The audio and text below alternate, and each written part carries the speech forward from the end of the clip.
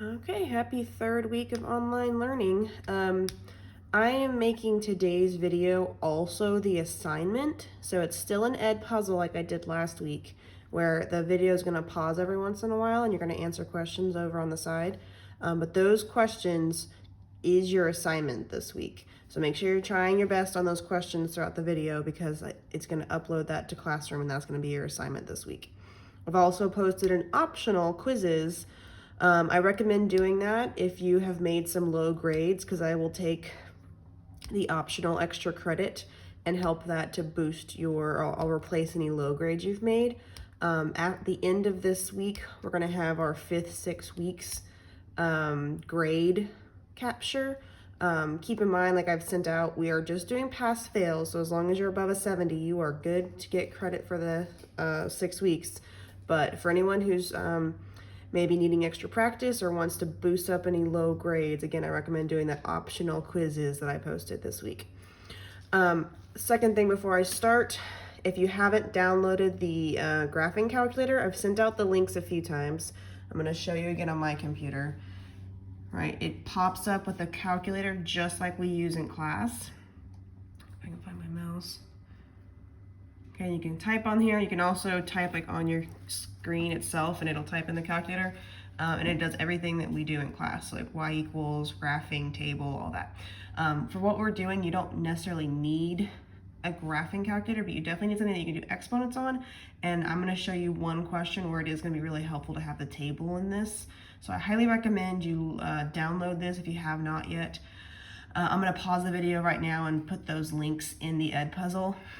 Again, you can always email, text, send me a message through Classroom if you're having trouble with that. I'm not going to require that you have a calculator, but I highly recommend it. All right, let's get started.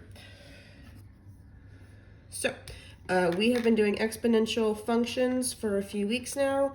For anyone who has not been watching the videos, again, I'm doing the video as your assignment to kind of force you to watch because I'm having some guys that I don't think are watching the lessons. So just a quick little recap. You have your exponential function format. The A in the front is your initial or starting amount.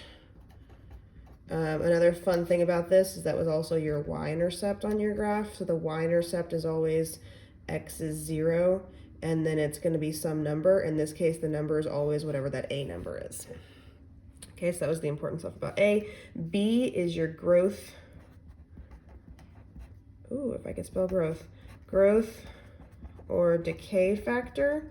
And then in the last week, we kind of went a little bit further into this. If it's growth, it's 1 plus whatever your rate of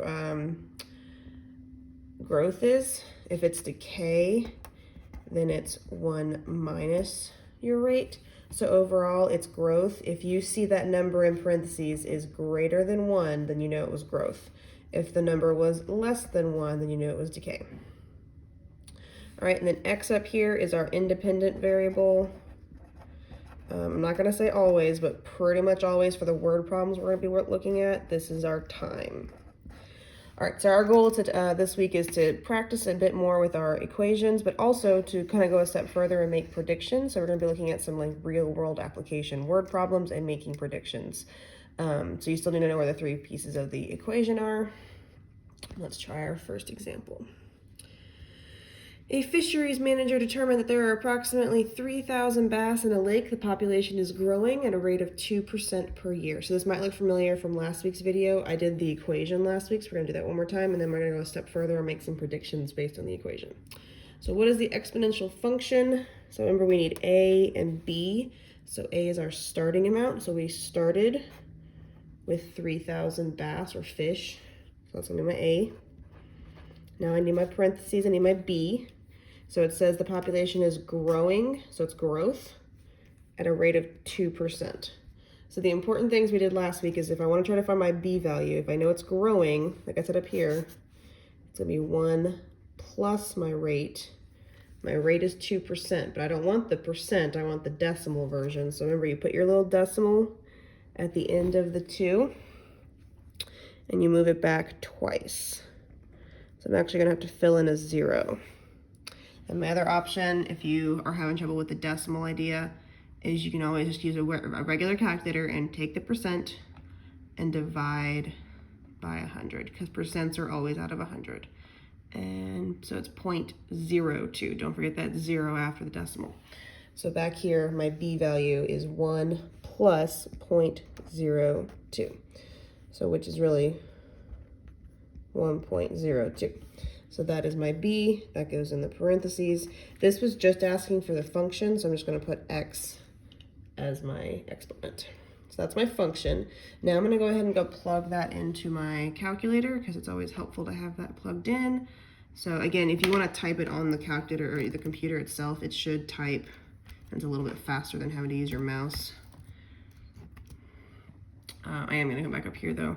Remember for exponent, oops, sorry, you have that little caret button, and then the x is right there.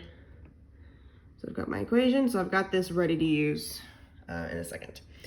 All right, so the next question says, approximately how many bass will live in the lake after 4 years?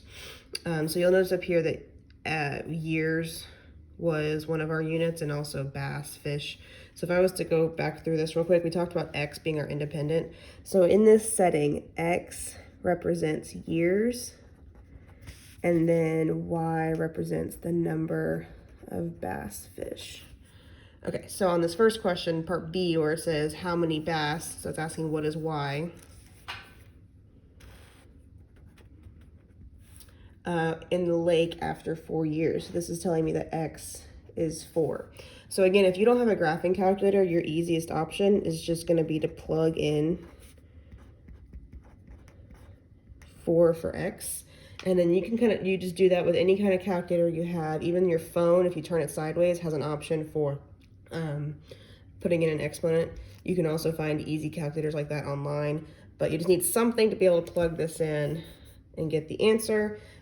Second option is if you do have a graphing calculator, we've done this a bunch, you can always plug in your function and then go to table and then go look at when x is 4. Now the only downside of doing it this way is that this is a very small number, and so this starts to look real crazy. So actually on this one, it might be a better option to do this by hand. So I'm gonna do 3,000, 1.02 to the power of 4. Actually, that doesn't make sense. Miss Douglas is a doofus and forgot the 1. Let's try that again. Okay, let's try that one more time. So if I go back to table and look at when x is 4, that makes more sense because it was growing. The reason I kind of caught myself is it's growing. It should be getting bigger. So it starts at 3,000 bass and it grows every year. And at 4 years, we have 3,247.3 bass. You can't really have 0.3 of a fish, so I'd probably just round it to 3,247. Just because I was in the middle of doing it. If you go back and do that on your home screen, hey look, I get about the same answer. It's just rounded a little bit less. Okay, so again, my answer is approximately 3,247 bass. Okay, the next question's asking, same situation, but about how long will it take? So this is asking for time. So it's asking for x before there is more than 4,000 bass in the lake. So I don't really know exactly how much it wants me to look for, but at least 4,000. So this is where it's super helpful to have that table. And now that I know I have it plugged in properly, let's go to the table. So I'm gonna look at my y's, which is my number of bass, until I get to at least 4,000.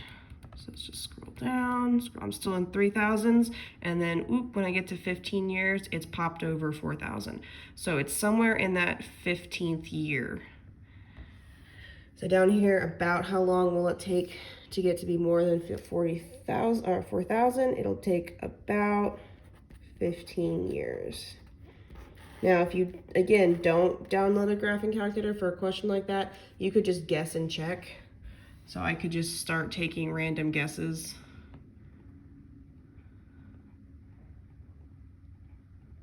I could plug in 10 years. Nope, that's not it. You can always go up and do that copy and paste thing that I've shown you guys. You could try, let's try 14 years. Nope, that's still not big enough. You could try 15 years. Oh, there it is. So it's a little bit longer process, but it is possible without a graphing calculator that you can just kind of guess and check. Okay, let's try one more real quick. A car was purchased for $46,000 in 2012. The value of the car decreases annually by 8%. So we've got our starting amount. We've got that it's a decay, decreases, and we've got our rate. So write an equation. Y equals, my starting amount was 46,000, and I need my growth or decay factor. So go back over here. Remember, B is 1 and then plus or minus. So since it's decreasing, we're going to subtract. And then 8%, look over here. If the decimal's after the 8, move that back twice, and then I've got to fill in the 0. So it's 0.08, which would be 1 minus that would be 0.92. So that goes in my parentheses, and I have my x as my exponent. So again, a car was purchased, so we've got money, and we've got annually, so that's again by year. So x is still in years, and in this case, y is in money. So I can plug in whatever amount of years, and I'll get how much the car is worth at that time. So this one says, use the equation to predict the value of the car in 2016. So here's the trick with this. 2016 is kind of getting into years, but it's not saying 2016 years have gone by. Look at where we started. We started in 2012 and we're ending in 2016. So how many years have gone by? Well, if you can't do that math in your head, you could always do some subtraction, but that is only 4 years from beginning to where we're looking at now. So when I go to X, I'm going to be typing in 4, not 2016. Okay, so either use your table in your calculator or plug that in. I'm going to plug it in just to my home screen real quick. Let me clear out all this. So it was 46,000. Oop, too many zeros. And then 0.92. And again, if you were just looking at an equation, the fact that this is less than 1 is what tells me that I know I'm going down, I'm decreasing, which makes complete sense, right? We know that if you buy a car, the minute you drive off the lot, it's like worth less. Okay, plug in, I don't know why that's there. Okay, plug in 4, since 4 years have gone by, and now the car is worth $32,954. And since it's money, I'm gonna go ahead and round it to 2 decimal places for cents, so 0. The 7 would round up because the next number is bigger than 5, so 8 cents. So how much is the car worth?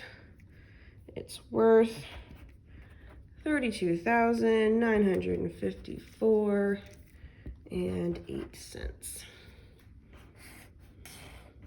Okay, so we can use exponential growth and decay to make predictions.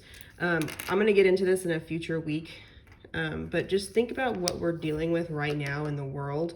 There was only so many coronavirus cases in the US at the beginning of all this. So maybe like 3 people started with an infection. And I don't know without looking at more recent data, but let's say I'm making this number up. Let's say the virus spreads from person to person at a rate of 3% per day. Okay, so that is exactly what we're dealing with this, is exponential growth. Okay, we're gonna get into that in a future week where I'm gonna actually dive into some of the more recent articles and stuff, but we are living in an exponential growth world and we're trying to make it exponential decay because we don't want this to spread forever and ever. All right, again, don't forget the Ed Puzzle is your assignment, so make sure that when you're done with this that you officially push submit and make sure it actually gets turned into Classroom. All right, if you have any questions, remember you can always reach out to me through Classroom, Remind, email. I am always here for you guys. Bye.